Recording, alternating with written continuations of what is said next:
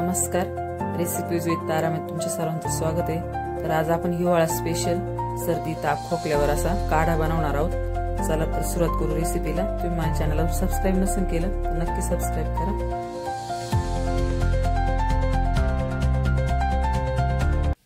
चला तर बघू रेसिपीसाठी लागणारे साहित्य। इथे मी 1 वाटी दूध घेतले आणि 1 वाटी पाणी घ्यायचे। इथे आलं घेतले बारीक असं किसून, अर्धा चमचा हळद घेतली, गुळाचा असा खडा घेतलाय, इथं चहाचा मसाला घेतलाय आणि त्याच्यामध्ये गरम मसाले आपल्याले आणि तुळशीचे 3-4 पानं घेतली। तर एवढं साहित्य आपल्याला या काढ्यासाठी लागणार आहे। तर सगळ्यात पहिल्यांदा आपण एक पातेली घेऊ, त्यामध्ये आपण 1 वाटी दूध घेतले ते घ्यायचे, 1 वाटी पाणी। पूर्ण दुधाचा पण बनवू शकते पण ते आपल्याला थोडं उकळायचं राहतो ना। आणि आता गॅस चालू करून दूध उकळून घेऊ एकदा। दुधाला उकळी आली की मग त्यामध्ये बाकीचे साहित्य टाकायचे। खूप छान असा आयुर्वेदिक काढा आहे हा। सर्दी खोकलं झालं ना त्याच्यावरती एकदम रामबाण उपाय। आता दुधाला उकळी आली ना आपण त्यामध्ये जे आपण आलं किसून घेतले ते टाकायचे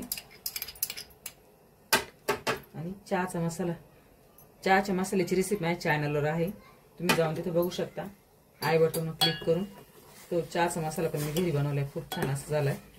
आणि आता आपल्याला हे टाकल्याच्या नंतर ना हे दूध चांगलं उकळून घ्यायचं। हळद आणि गुळ आपल्याला सगळं शेवटी टाकायचं। गुळ टाकल्यावर ना एखाद्या वेळेस ते फुटू शकतं दूध ना, त्याच्यामुळे शेवटीच टाकायचंय। आता हे हलवत राहून ना चांगलं 5 ते 10 मिनिटांनी एकदम उकळून घ्यायचं आपल्याला व्यवस्थित। आणि हा काढा एवढा छान आहे ना, लहान मुलांना पण तुम्ही देऊ शकता। म्हणजे सर्दी झाल्या, खोकला कफ झाला ना तरी पण खूप छान असं।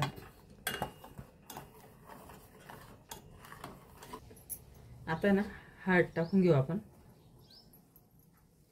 आणि हळदीने मसाल्याची डब्यातली नाही घ्यायची आपल्याला, जे आपण वेगळी साईडला ठेवतो ना ती घ्यायची, कारण मसाल्याच्या डब्यात तिखट राहते ना, मसाल्याचा चमचे त्याच्यात होत राहतो, त्यामुळे जे आपण साईडला काढून ठेवतो ना तीच घ्यायची।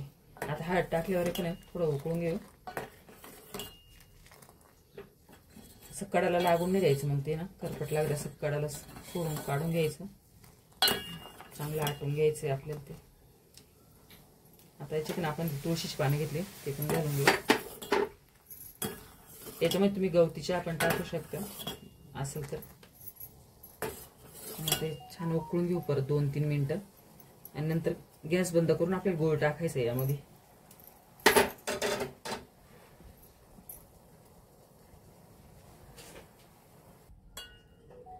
आता तुळशीची पानं हळद टाकून चांगलं उकळून झालं, थोडा घट्ट पण झालं। आता गुळ आपल्याला गॅस बंद करायचा आहे, मग त्यामध्ये गुळ घालायचा आहे। गुळ घालून थोडं हलवून घ्यायचं। गुळ गरम याच्यात लगेच विरघळून जातोय। आणि थंडीमध्ये हा काढा ना खूप उपयुक्त आहे आपल्या शरीरासाठी, कारण वातावरण बदललं का लगेच सर्दी खोकला ताप चालू होतो। तर हा आयुर्वेदिक काढा आहे ना आठवड्यातून 2-3 वेळा ना करून पिलं ना, आणि तो पण झोपायच्या वेळेसच प्यायचं, संध्याकाळी रात्रीच्या वेळेस। तर आता आपला काढा तयार झालाय, आपण आता तो काढून घेऊ।